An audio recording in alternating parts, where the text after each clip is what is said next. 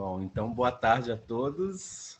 Hoje começaremos a 64ª edição do Cravistas em Quarentena e hoje receberemos o construtor de cravos Abel Vargas. Eu vou ler um pouquinho do currículo dele. Abel Santos Vargas nasceu em São Paulo em 1947. Estudou música no Seminário de Música ProArte de 1964 a 1970, flauta doce e viola da gamba. Formou-se em arquitetura pela Faculdade de Arquitetura e Urbanismo da USP em Instituto de Pesquisa Técnica 5 a 1986 em ruído urbano e madeiras para instrumentos musicais. A partir de 1980, começou a fazer cravos, e até hoje já fez 250. Projetou e executou um parque musical no Sesc Itaquera, em São Paulo, em 1994. Então, com muito prazer, passo a papel e desejo uma excelente apresentação. Obrigado, então. Boa tarde a todos. Bom, eu ia começar por uma biografia, mas como já foi falado, não tem mais sentido. Então eu vou passar direto à parte de construção de órgãos. Só da biografia, gostaria de falar que foi importante para mim ser arquiteto, para ter acesso aos desenhos e aos projetos de instrumentos. E trabalhar no IPT, que é Instituto de Pesquisas Tecnológicas de São Paulo, foi importante para me conhecer um método científico que me ajudou em várias etapas de construção de instrumentos, como pesquisa de madeiras, máquinas operatrizes para fazer os instrumentos, etc. Então, vamos começar com a construção. Eu comecei a construir cravos por uma razão pessoal e também social, porque eu tocava num grupo de música antiga e não tinha instrumentos razoáveis na época para tocar música barroca. Então eu comprei um kit Hubbard em 1979 e ele ficou pronto em 1980. E isso foi bom porque possibilitou vários cravistas começarem a estudar com instrumentos melhores por volta do ano de 1980. E entre essas pessoas tem a Rosana Lancelotti, o Edmundo Hora e a Elisa Freixo e, bom, alguns outros, né?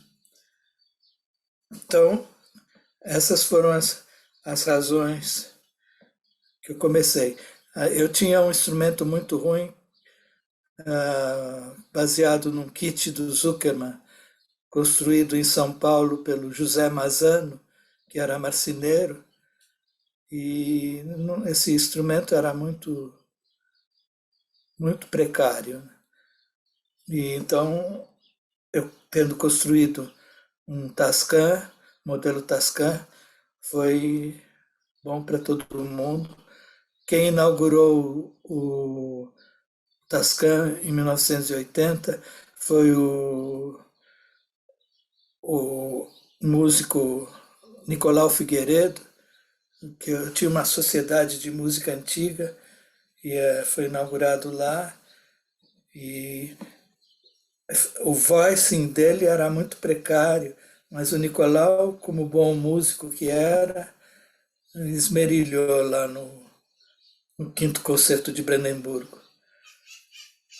E, bom, é isso daí. Então, pode mostrar a imagem desse primeiro cravo que eu fiz. Sim, vou mostrar Carlos agora. vai mostrar.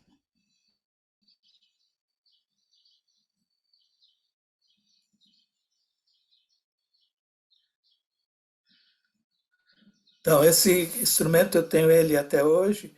Ele está aqui na capela da fazenda que eu moro e ele sofreu várias reformas até chegar nesse ponto aí.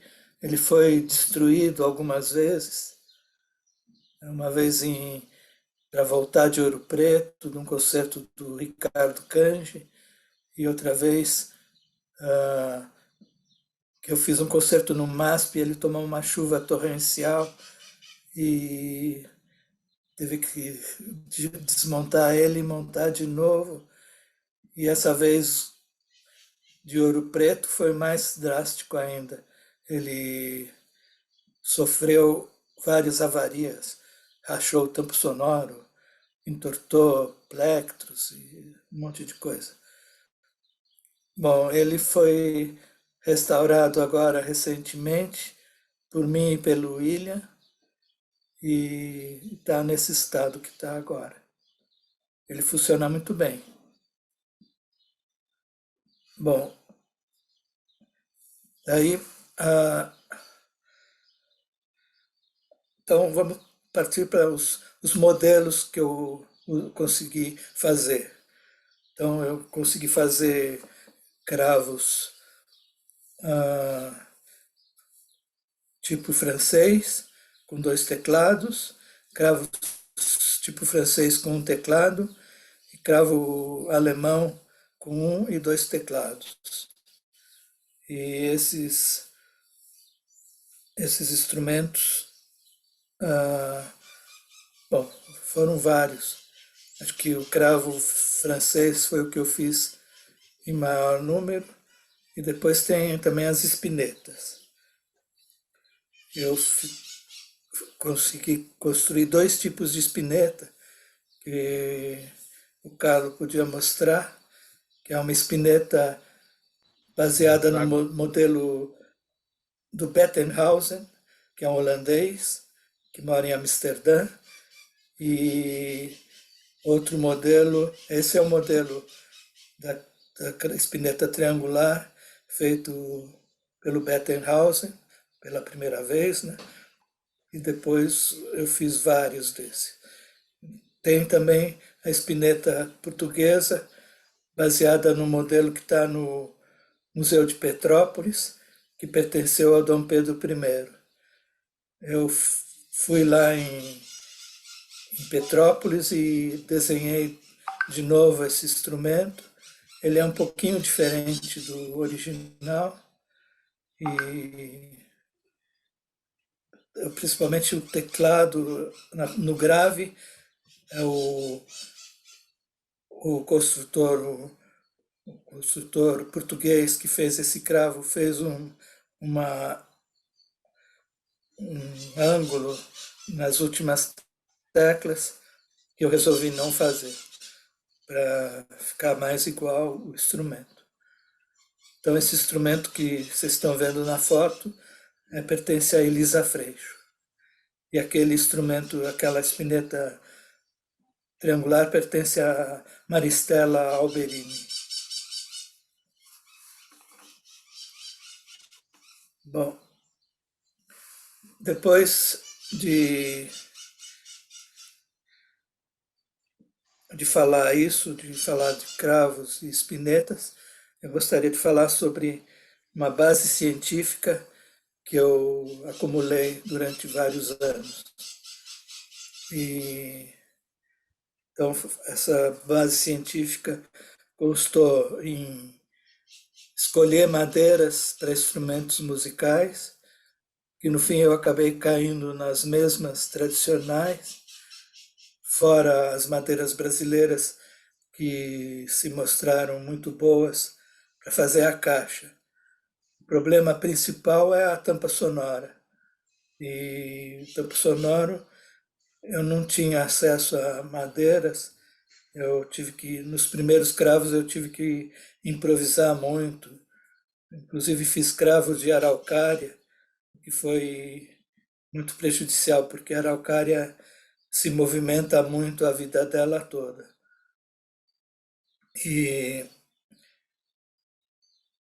Mas com a ajuda de algumas pessoas, o Eugênio Fama, que era comerciante de madeiras, ainda é, o, alguns outros, eu consegui comprar madeiras melhores. O cravo que eu fiz para o Edmundo é de uma madeira boa, que eu comprei lá do Foma. O cravo da Maria José Carrasqueira eu fiz com reaproveitamento de imóveis e assim por diante. Daí, dessas bases científicas, então, eu tive a sorte, 5 anos depois que eu estava começando, em 1987, 86, de entrar em contato com um luthier que morou na Itália, e ele fez um contato com o Andrea Rivolta, que é fornecedor de madeiras. Daí eu comprei muita madeira dele e uso ele, essa abeto italiana, até hoje. Outra vantagem da tecnologia é conseguir fazer as máquinas para gabaritar as pranchas para tampo sonoro, que precisa ter uma espessura constante. E com isso eu consegui fazer umas máquinas, que é uma lixadeira de rolo, que tem regulagem, e daí ela calibra com precisão de 5 milésimos, de 5, não, de meio milímetro, as tampas sonoras. Então isso facilita muito a parte de execução, para não ter que ficar raspando e fazendo outras coisas do gênero. Então, com o conhecimento que eu tive lá no IPT, eu consegui fazer essa máquina e também outras máquinas para fazer pé. Eu construí um torno computadorizado para fazer os pés dos cravos e para fazer as réguas eu consegui fazer uma fresa computadorizada que garante o espaçamento entre os saltarelos. Então, essas duas coisas, de madeiras e máquinas, me melhoraram muito a qualidade dos meus instrumentos, para conseguir uma igualdade, né?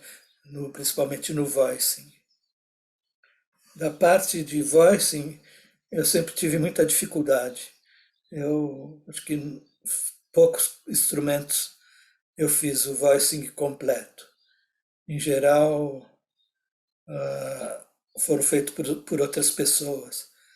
No cravo do Edmundo, ele mesmo fez o voicing. No cravo da Rosana, foi feito pelo Trevor, que já morreu, né, que morava no Uruguai nos últimos anos. Depois, em geral, agora quem faz os voicings para os meus instrumentos é o William Takahashi. E,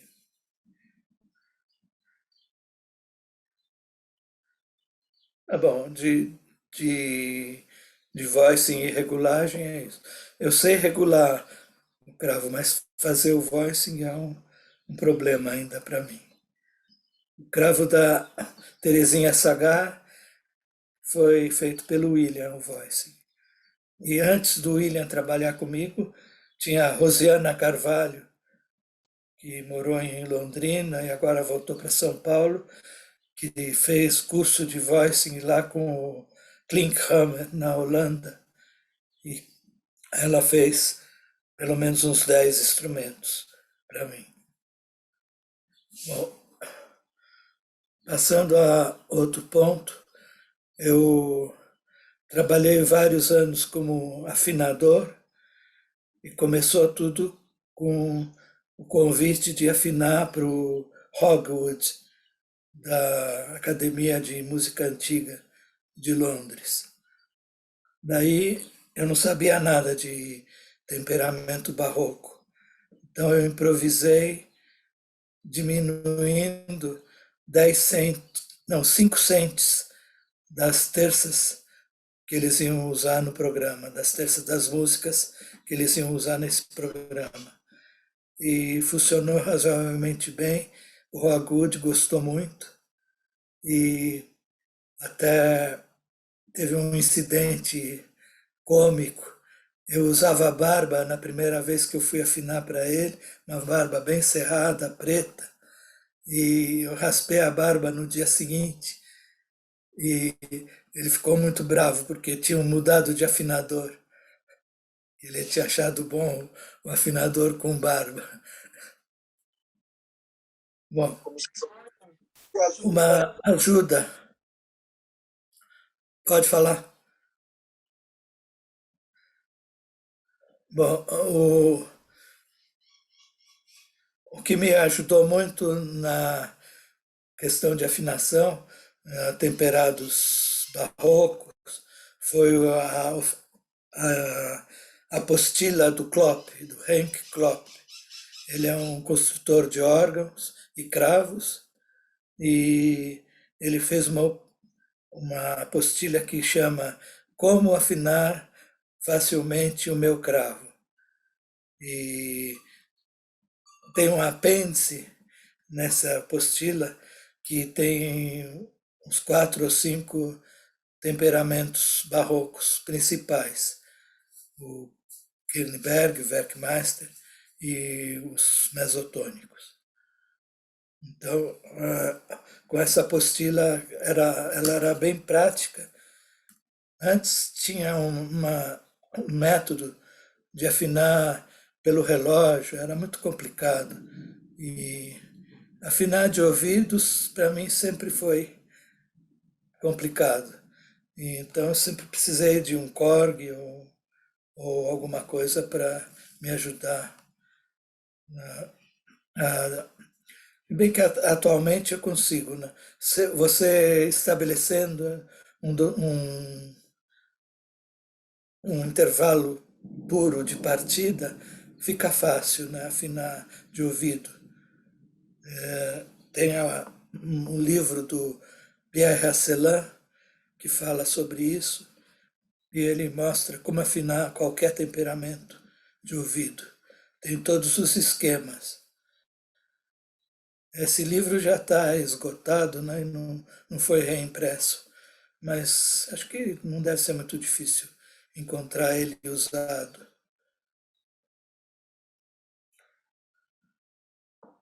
Daí, várias coisas me ajudaram a ter uma visão boa desse ramo. Primeiro, a semana de teclados que tinha em Mariana, que era promovida pela Elisa Freixo, que eu entrei em contato com vários cravistas e organistas. E daí me proveu de acumular muita experiência em afinações diferentes. Daí, também no, nesses encontros de Mariana, a gente praticava muito, né? Tinha que afinar muitos instrumentos, tinha que afinar muito rápido, porque tinha que afinar no meio dos concertos. E também a minha prática profissional também, eu afinei para vários cravistas, né? O William Christie, o Pierre Rantaille e outros, né? Bom, daí, no fim dessas semanas de teclado, ah, tinha a restauração do órgão da sede mariana e ah, aí, com a restauração, A primeira restauração foi em 1984, pelo Beckerhard. Daí a segunda foi pelo Edskes, um holandês, que tem a oficina no Zurique, na Suíça. E esse Edskes excluiu muitos componentes, né, do órgão da sede mariana. Ele excluiu o teclado, os dois teclados, a pedaleira, o banco e vários tubos e registros completos, como a voz humana. E com esse material, a Elisa Freixo me encomendou a fazer um órgão de estudos para o Museu da Música de Mariana. Então eu terminei esse instrumento em 2013. E essa é outra foto que tem meio fora de foco desse órgão que eu montei lá para o Museu da Música. Você pode mostrar, Carlos, o órgão? É esse órgão aí, a Josineia, que é organista lá, está tocando. Na primeira fila é a parte de palhetas, voz humana, que foi rejeitada pelo Edskis. Atrás, bem lá no fundo, tem os tubos de 8 pés fechados, né? Que é o bordão de 8 pés. Na frente tem um bordão de 4 pés. Depois várias flautas que eu combinei de chumbo, que fazem um registro de 2 pés. Depois um registro de 1 1/3 e um registro de 1 pé. Então esse órgão tem 6 registros, né? 8, 4, 2, 1 1/3, 1 e voz humana. E esse órgão está funcionando até hoje. Ele teve que sair do Museu da Música para poder a sede mariana continuar os cultos. Como ela estava reformando, ele foi para a Igreja do Carmo, em Mariana. E a Josinéia toca nele, acho que em todos os cultos. E também para ensaiar o coral que ela dirige.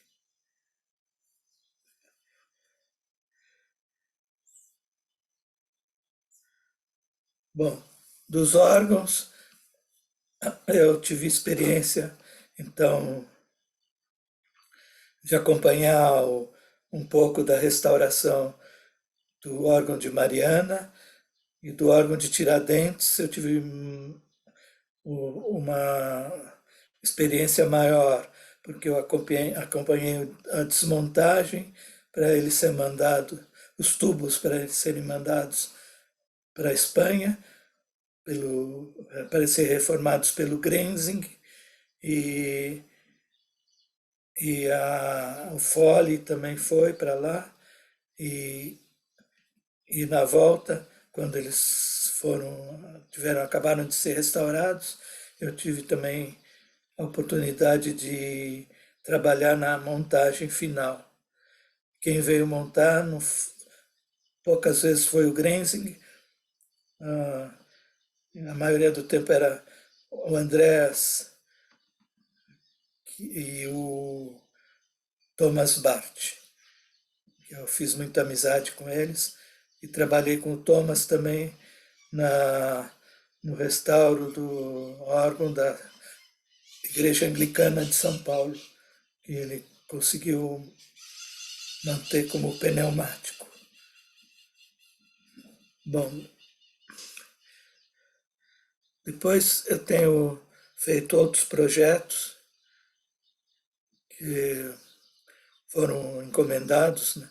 Eu tenho um projeto de um parque musical feito para o Sesc Sesc Itaquera, junto com duas arquitetas que foram minhas colegas na FAO, a Cristina Castro Melo e a Rita Vaz, e um engenheiro mecânico, o Domsch, o Peter Domsch. E Daí isso foi em 1984, e quem inaugurou o parque foi o Hermeto Pascoal. Ele fez uma improvisação em todos os instrumentos, tinha 15 instrumentos diferentes, órgão de pedal, harpas, flautas coletivas, trompete mecânico, fagote mecânico, trompa mecânica, labirinto de sinos, vários. E ele conseguiu usar todos. Até um violino enorme que o contrabaixista dele conseguiu tocar. E tem isso gravado, acho que nos arquivos do Sesc Itaquera. Depois eu fiz também outros instrumentos. Eu fui dono de uma fábrica de flautas, que fazia flautas e cravos, e as flautas foram razoavelmente bem sucedidas. E durante, acho que uns 5 anos, a gente forneceu para várias escolas, principalmente a Escola Waldorf de São Paulo. Daí dos outros projetos tem o pianoforte, que eu fiz para um médico que mora em São Miguel do Oeste, que chama... Bom, eu estou ruim de memória. Bom, ele encomendou esse instrumento e eu consegui a planta comprar no museu, e o César Guidini também me ajudou a ter acesso a essa planta. Eu fui lá e tirei uma cópia da planta que ele tinha. Depois chegou a planta que veio do museu. E eu participei, mais ou menos, eu participei mais da confecção do móvel, da confecção dos eixos para os martelos e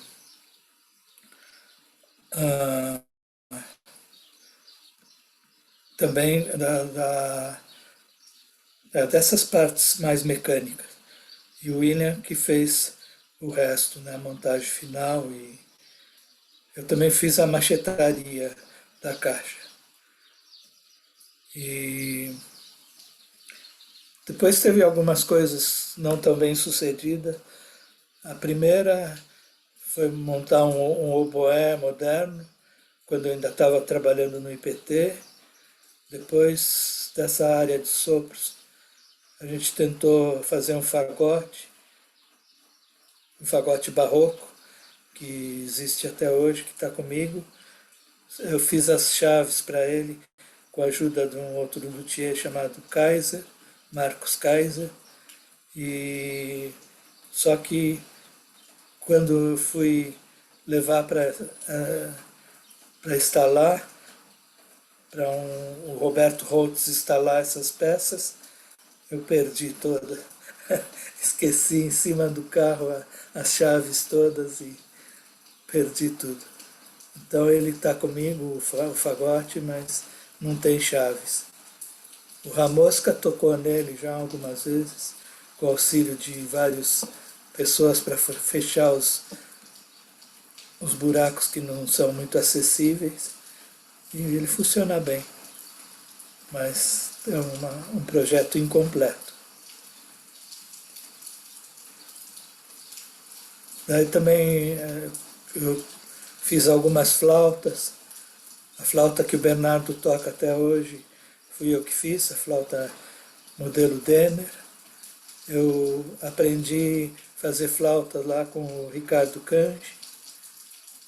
Aprendi mais ou menos. Eu fiz um estágio de 3 meses. Construí uma flauta modelo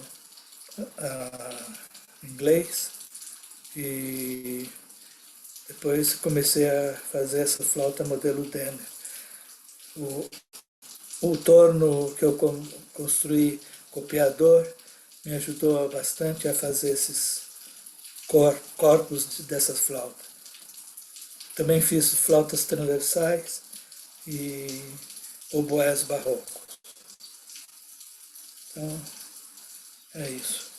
Depois, bom, acho que em princípio é isso. Alguém tem alguma pergunta? Ou está muito curta a apresentação? Não, não, tá excelente. Eu tenho uma pergunta, é uma pergunta mais de curiosidade mesmo. Quando eu vejo os seus cravos, tá escrito lá na logomarca, tá escrito um A e um M. Eu achava que o M seria um outro sobrenome seu. É o nome da sua esposa? Não, não. É que eu fiz uma firma para fazer flautas e cravos e eram duas pessoas, Abel e Antônio, que é o A. Antônio era o mestre marceneiro e modelador industrial, que trabalhava comigo lá no IPT. E os outros dois M's eram os irmãos Maitã, que se juntaram para fazer essa firma. Então é a M2. É isso aí. Ao quadrado. É. Muito bom. Alguém tem alguma pergunta?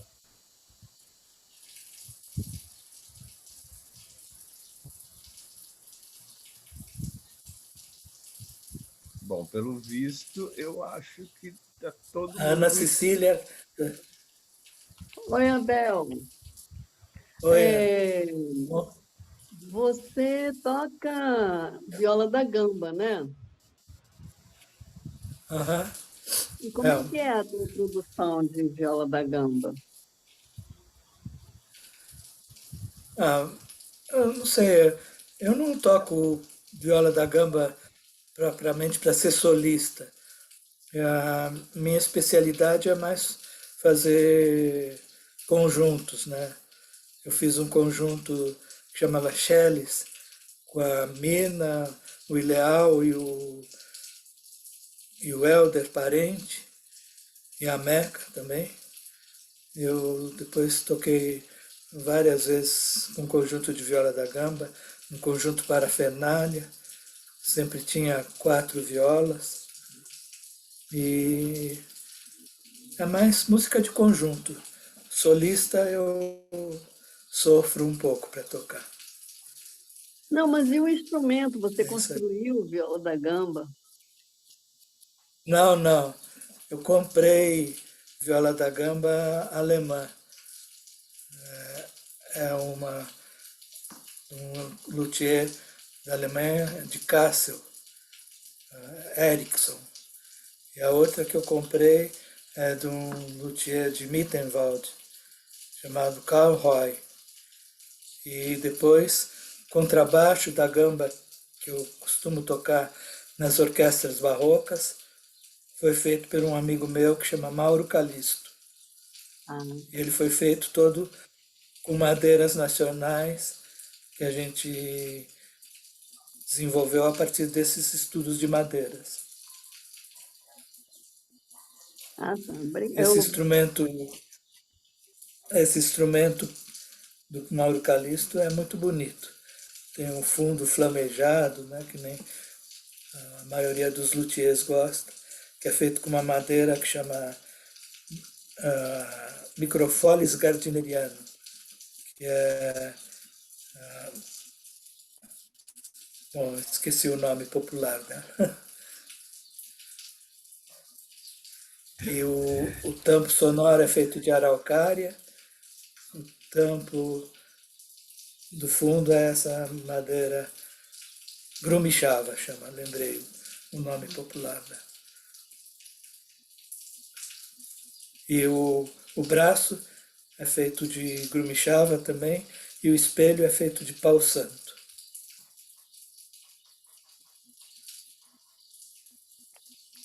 Tem algum. Obrigado. Para esses instrumentos também, eu e o Mauro desenvolvemos cordas, porque a corda para contrabaixo da gamba é praticamente impossível comprar. Custa mais de 500 euros um jogo.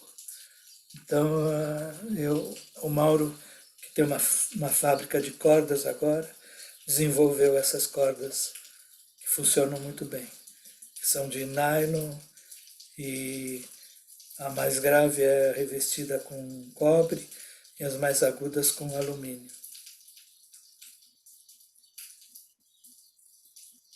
E tem alguma outra madeira, além da araucária, que você pensou assim, não vou mais usar essa madeira para construir cravo? Não, acho que não tem, não. Uma madeira que seria bom, que eu sempre quis testar, é a cacheta, a marupá que chama, no norte. Ela é, todos os construtores de rabeca fazem rabeca de marupá ou cacheta. Então, eu acho que é uma boa. Agora, por razões comerciais, é sempre difícil, né, usar a madeira nacional. Sempre as pessoas depreciam o instrumento. Mas eu acho que Sim. funcionaria bastante bem.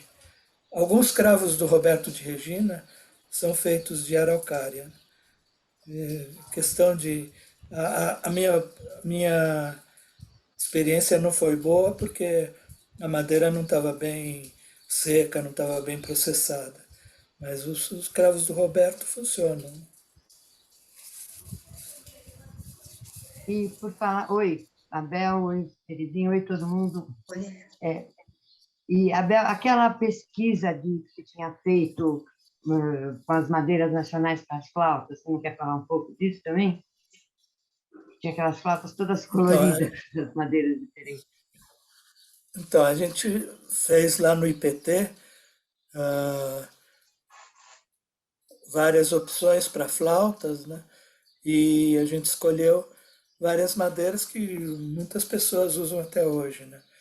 O Roberto Holtz, o rapaz lá que faz flauta lá em Recife, e elas são o pau santo, vários tipos de jacarandá, tem o pau-ferro, tem aquela vermelha, que muita gente gosta, que é o pau-rainha, e, e várias outras, né? Até o IP dá flautas boas. Né? E esse projeto, a gente construiu alguns protótipos, né, de flautas renascentistas, né? Flauta modelo Ganassi, e daí a gente usou para comprovar, né, que as madeiras funcionavam. E essas flautas coloridas que você está falando foram frutos desse trabalho, né, lá do IPT. Tem umas bem boas, né? Uhum. O jacarandá da Bahia é muito bom. O Ricardo mesmo usa. O pau-rainha é bom. Tem o Gonçalo Alves. Tem. Bom, esse é uma que seria a melhor de todas, que foi usada no período barroco, é o jacarandá cearense, da Albergia cearensis.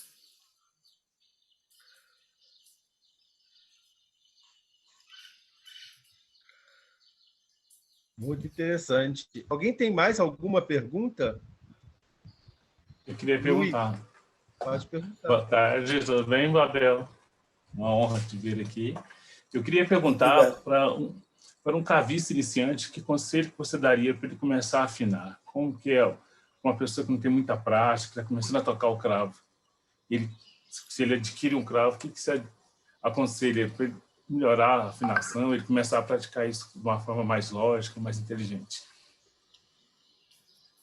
Eu acho que a base teórica boa é essa apostila do Klopp. Agora, a prática pode ser feita com um afinador também, né? Agora até afinador no celular. Acho que ajuda bastante. Mas o bom é você praticar o seu ouvido, né? Desenvolver o seu ouvido. E daí o treino legal é afinar os intervalos puros e comparar eles com intervalos não puros, intervalos temperados. Então, daí você ganha uma prática de distinguir muito bem o que é uma coisa, o que é um intervalo puro, o que é um intervalo temperado. E principalmente, diferenciar muito bem o que é desafinado do que é afinado. Isso é o mais importante. Então, treinar bastante. Afinador de piano, por exemplo, treina a segunda menor. Aí com isso eles conseguem afinar o piano inteiro. Obrigado. Eu queria perguntar uma coisa para o Abel. Pode perguntar, André. Olá, Abel. Eu tenho uma espineta sua. Não sei se você lembra de mim. Lembro sim. Tudo bem? Aqui em Recife, a gente tem um clima muito úmido e a gente está num período de chuvas muito forte. E o instrumento de madeira, ele sofre muito na umidade. Constantemente, o saltarelo, ao subir, ele às vezes não escorrega para baixo. E o que eu faço, que ajuda muito, é colocar, banhar todo o saltarelo em grafite em pó. Uhum. Eu queria saber assim, o que você faz para... O que você me aconselharia a usar, a fazer?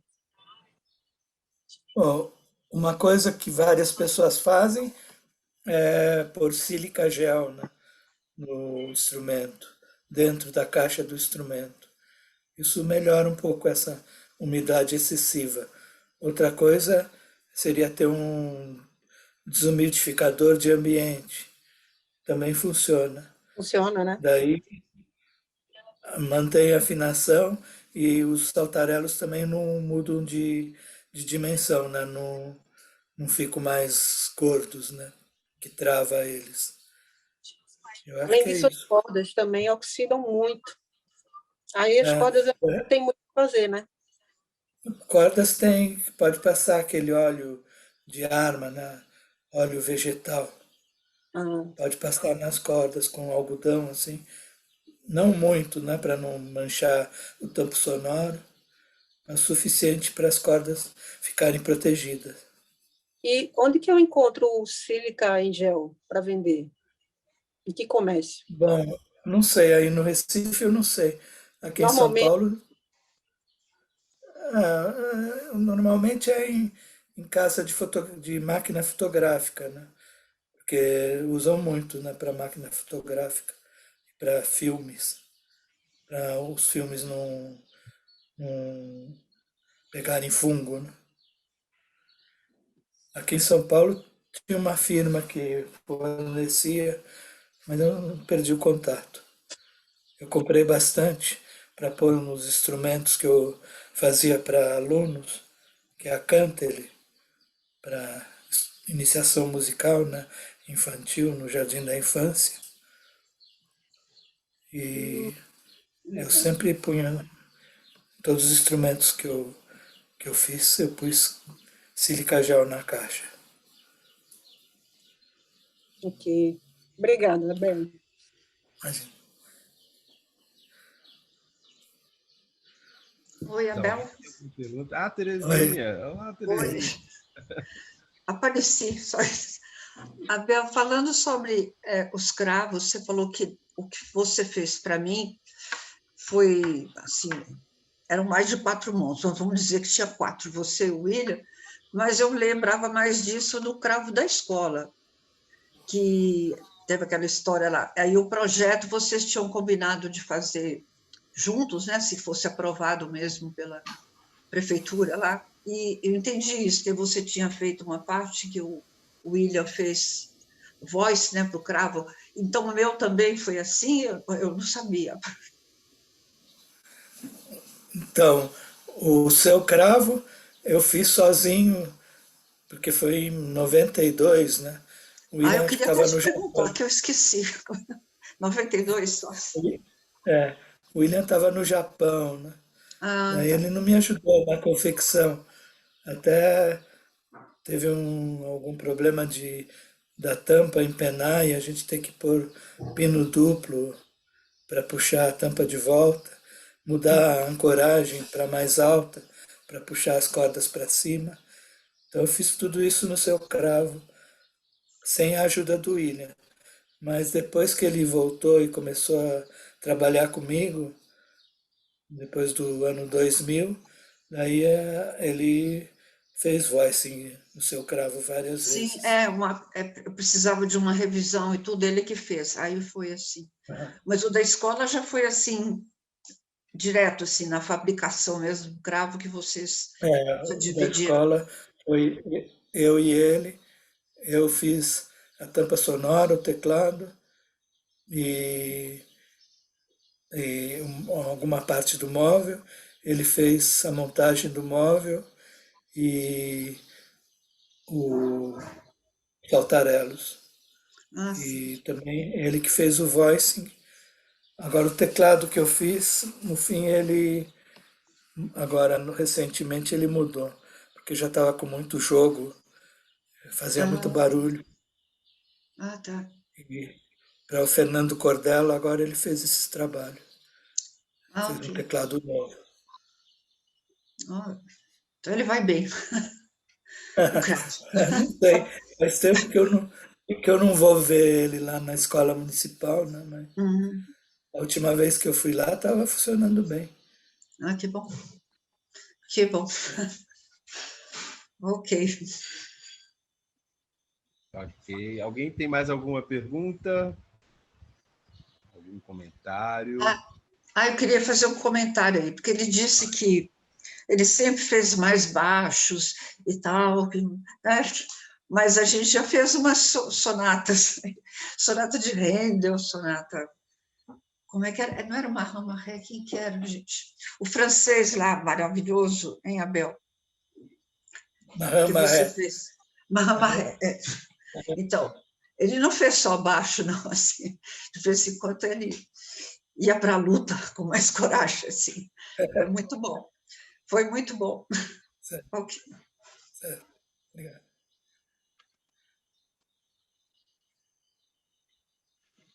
Hoje aqui a gente está com gente de várias gerações, né, de cravistas, gente que pegaram o início da construção de cravos do Abel, até pessoas agora estão na nova geração de cravistas. Então, assim, eu gostaria muito de agradecer a você, Abel, pela ajuda da divulgação do instrumento no Brasil, né, e pela importância que isso fez durante esses 30 anos, 40 anos já, 40 anos de construção de Carlos, instrumentos.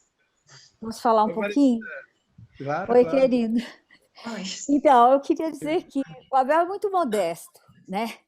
Ele sempre foi, ele tocou muito, a gente tocou muito, ele que não lembra, ele já tocou muito com muita gente que fez aí todo esse trabalho pelo cravo, todo o trabalho pela música antiga, sei lá, pela música de câmara, pelo fazer musical ativo realmente no Brasil. E com a sociedade que a gente tinha ali no Itaim, que foi um marco, né? As pessoas se esquecem disso. E o Abel também não fala quando ele devia falar, porque ele foi muito importante para todos nós, né, Terezinha? É um trabalho assim incrível para todos os flautistas, para tudo que se fez em nível de flauta doce, que ninguém tocava flauta doce aí na década de 70, 80, e foi onde todo mundo está nascendo agora, mas o Abel foi muito importante, com muitas apresentações importantíssimas e gravadas pela Rádio Cultura, principalmente no MASP, naquelas séries todas que nós tínhamos do Concerto ao Meio-Dia, que não tem mais, que é uma pena, e que enchia aquilo lá, né? Nós tínhamos sempre assim cerca de 600, 700 pessoas que lotavam o auditório do MASP e ficavam inclusive de pé, era uma lotação assim incrível, hoje meio inimaginável. Era o Mozarteu, né, que fazia. Era o Mozarteu, era o Mozarteu. mas também tinha outras coisas que a própria prefeitura fazia, né? E a gente tocou muito, Abel, você tocou muito, você é muito importante, né? Nesse início todo, desse pontapé aí que foi dado para esse resultado que a gente vê hoje, né? Então, eu queria deixar o meu abraço, dizer que o meu cravinho está aqui muito querido, que eu amo o meu cravo, que tem um som assim que eu adoro, né? E tá precisando das suas mãos aqui, você sabe disso, a gente já conversou, mas que é muito importante a sua presença nessa história toda, Bel, e que você tocou muito, você não fez simplesmente parte de conjunto assim, eu faço parte. Não, você sempre foi uma pessoa muito ativa, muito importante. E eu me lembro de repertórios muito interessantes que nós fizemos, né? E a Terezinha está aí também como depoimento vivo dessa sua trajetória bonita, viu? A gente só tem que agradecer você. Então, eu quero deixar meu abraço, meu beijo carinhoso para você, para todos aí, mas dizer que você mora no nosso coração. E muito obrigada. Muito obrigado, eu que agradeço. Falar também um pouquinho como flautista, né? Que parece que a maioria que é travista, eu sou representante aqui dos flautistas, e que o Abel também tocou flauta, né? Ele foi, inclusive, meu primeiro professor de flauta, dava aula na ProArte, tocou flauta em 2, acho, daqueles discos de música antiga, né? Com Ricardo Cangi, Milton Cangi, Paulo Herculano, né? Que Bernardo também, que foi o grupo que deu começo à coisa de música antiga aqui no Brasil. Quer dizer, o Abel estava lá também no começo, né? Então, ele foi mesmo uma figura muito importante para agregar todo esse pessoal que se interessou, né, por esse repertório, tudo, para promover tanta coisa assim como as que você citou, né, Zezé? Terezinha também. Obrigado aí pelos elogios. Um abraço a todos aí.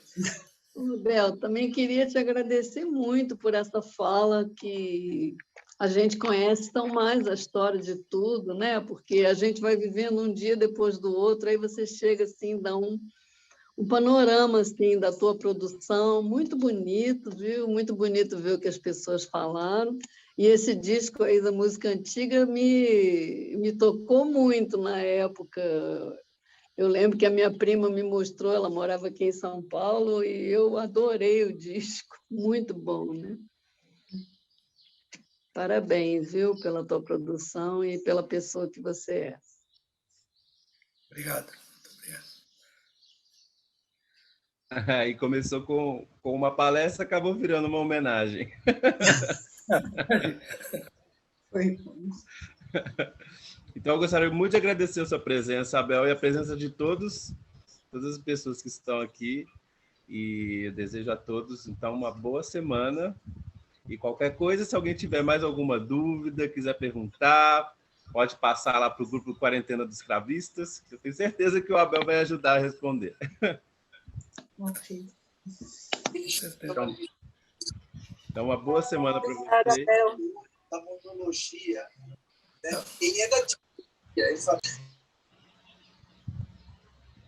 E até semana que vem. Obrigada, Bel. Obrigada, um abraço para todos. Para vocês também. Até a próxima. Obrigada. Um beijo. Tchau. Beijo. Olha, Carlos, até que enfim eu te revi. Assim. É verdade. Eu estou sumida, eu não estou inteira aqui, sabe ainda. Tá. A última